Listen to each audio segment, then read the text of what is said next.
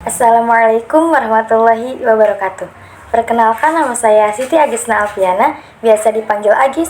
Nomor induk mahasiswa saya 2410311100057. Di sini saya akan memenuhi tugas ulumul hadis yang telah diberikan oleh dosen pengampu, yaitu Bu Hajah Debibi Nabilatul Fauzia LCMA, yang berjudul Perbedaan Ilmu Hadis Riwayah dan Ilmu Hadis Diroyah. Baik, ilmu hadis terbagi menjadi dua bagian, yaitu yang pertama ilmu hadis riwayah dan yang kedua ilmu hadis diroyah. Apa sih itu ilmu hadis riwayah? Ilmu hadis riwayah adalah ilmu yang mempelajari hadisnya, sedangkan ilmu hadis diroyah adalah ilmu yang membahas tentang sanad dan matan. Secara definisi, ilmu hadis adalah al-qawaidu al-mu'arrafatu bihali rawi wal marwi, yaitu kaidah-kaidah yang mengetahui keadaan perawi dan yang diriwayatkannya.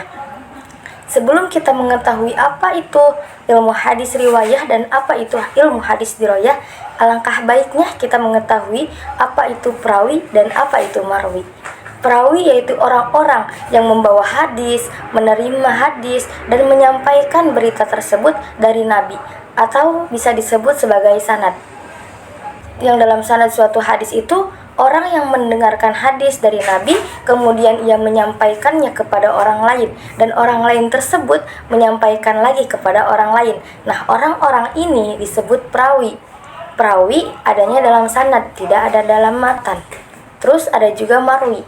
Marwi yaitu isi berita yang diriwayatkan atau matan secara redaksi hadis, perkataan Nabi, maupun perbuatan-perbuatan Nabi. Terus ada juga sanad. Sanad yaitu mata rantai antara perawi hadis yang nantinya sampai pada matan hadis. Jadi semuanya itu mata rantai, yaitu dikumpulkan dalam sanad. Terus contoh hadisnya yaitu hadasana Adam hadasana Syu'batul hadasana Sayyarun Abul Hakam qala sami'tu Abul Khazimi qala sami'tu Abul Hurairah qala sami'tu Nabi sallallahu alaihi wasallam yaqulu man hajja lillahi falam yarfatu walam yusaffahu raja'a kaifa waladathu ummah.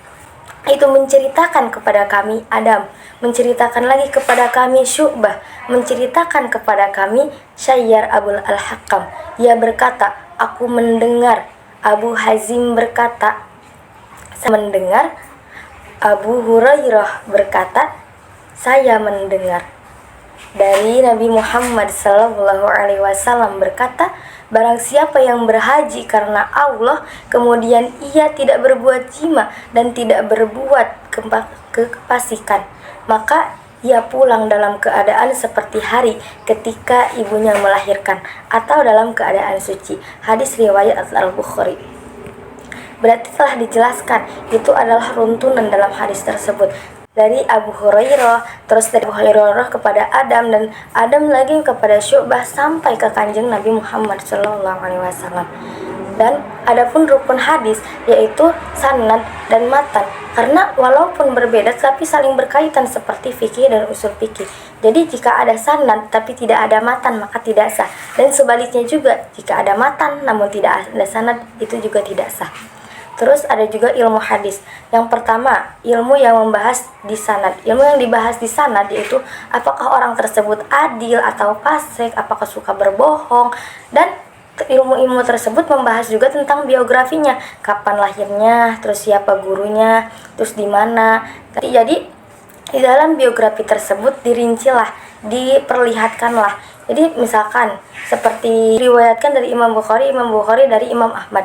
Terus otomatis beliau di situ seperti orang yang telah belajar bersama ya. Nah, di dalam situ Imam Bukhari itu, sedangkan Imam Bukhari itu lahir setelah Imam Ahmad wafat. Otomatis mereka tidak pernah, beliau-beliau ini tidak pernah saling bertemu, tidak pernah dalam sezaman. Karena tidak mungkin yang satu baru lahir, yang satu wafat. Mereka belum tentu bersama. Terus ada juga yang kedua, matan. Matan yaitu redaksi hadisnya, apakah ada yang cacat, apakah hadisnya itu ada yang janggal gitu.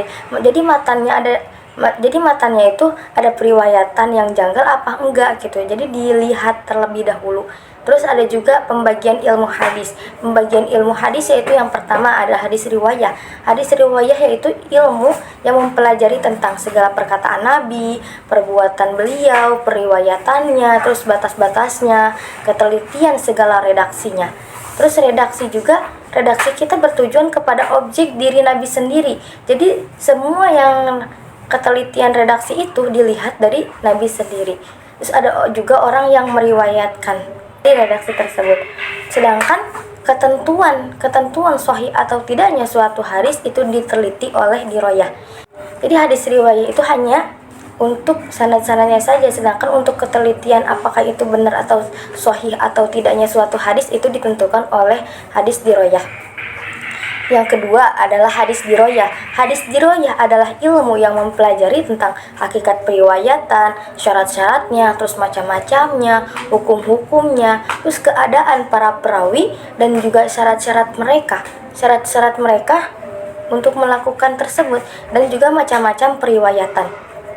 Dan juga ada hal-hal yang berkaitan dengan periwayatan. Sedangkan hal-hal yang berkaitan dalam periwayatan yaitu yang pertama ada hakikat periwayatan. Hakikat periwayatan itu apa sih? Hakikat periwayatan yaitu memindahkan berita dan menyandarkannya kepada orang yang membawa berita tersebut. Contohnya, si A ngomong ke si B, terus otomatis si B nanti ngomong lagi ke si C. Pas si B ngomong ke si C, si B ini bakal ngomong dari kata si A gini, otomatis si itu menyandarkan antara omongannya kepada si B. Terus nanti si C ngomong lagi ke yang lain, dia bakal ngomong dari si B kata si A, seperti itu. Dan ada juga yang kedua yaitu syarat-syarat periwayatan. Syarat-syarat periwayatan yaitu metode atau cara perawi ketika menerima suatu hadis. Jadi dilihat gimana kita cara menerimanya, yaitu ada yang mendengar, ada yang membaca, dan juga ada yang itu ijazah. Contoh yang pertama yaitu yang mendengar hadis, yaitu karena misalkan si murid sedang belajar dan ada gurunya itu membacakan hadis tersebut, otomatis si muridnya mendengar. Nah, itulah hadis dari mendengar. Jadi si murid mendengar langsung dari gurunya. Dan juga ada hadis tentang membaca yaitu seorang muridnya langsung ngomong kepada gurunya. Inti muridnya tuh langsung membacakan hadis tersebut, lalu si gurunya itu mendengarkan. Jadi si gurunya itu meneliti apakah ada yang salah atau apakah ada yang tidak sahih dan seperti itu. Jadi nanti kalau ada yang salah, si gurunya juga akan membenarkan, memperbaiki yang salah tersebut. Terus ada juga metode ijazah, yaitu si gurunya memberikan izin secara langsung kepada si murid untuk menyampaikan hadis kepada orang lain. Tentu yang diberikan izin oleh si guru itu tidak mungkin orang-orang sembarangan. Jadi bakal orang-orang pilihan, dan si gurunya juga bakal meneliti orangnya itu benar-benar berkata benar, apakah dia adil atau tidak, fasik atau tidak, dan sebagainya. Jadi si guru tidak mungkin memilih orang yang salah. Terus yang ketiga yaitu macam-macam periwayatan yaitu sanadnya bersambung atau terputus. Contohnya sanad bersambung seperti tadi, misalkan dari Imam Ahmad kepada Imam Bukhari, dari Imam Bukhari kepada Imam dan lainnya. Terus ada juga jika sanadnya terputus. Kalau sanadnya terputus seperti tadi yang biografi tadi, jadi misalkan Imam Bukhari dari Imam Ahmad, sedangkan Imam Bukhari lahir setelah Imam Ahmad wafat, jadi itu sanadnya sudah terputus, sudah jelas. Terus ada juga yang keempat yaitu hukum-hukum periwayatan. Hukum-hukum periwayatan yaitu hadis yang diterima atau ditolak. Jadi misalkan contoh dalam hadis yang diterima itu diterima karena bersambung, terus ditolak ya karena yang tadi dijelaskan, karena diterimanya itu karena bersambung. Jadi dalam sanad dari ininya itu emang benar-benar detail secara jelas, emang benar-benar fakta. Dan contoh yang ditolak karena perawinya itu tidak adil, fasik, ada juga kejanggalan atau kecacatan dalam hadis tersebut, seperti itu.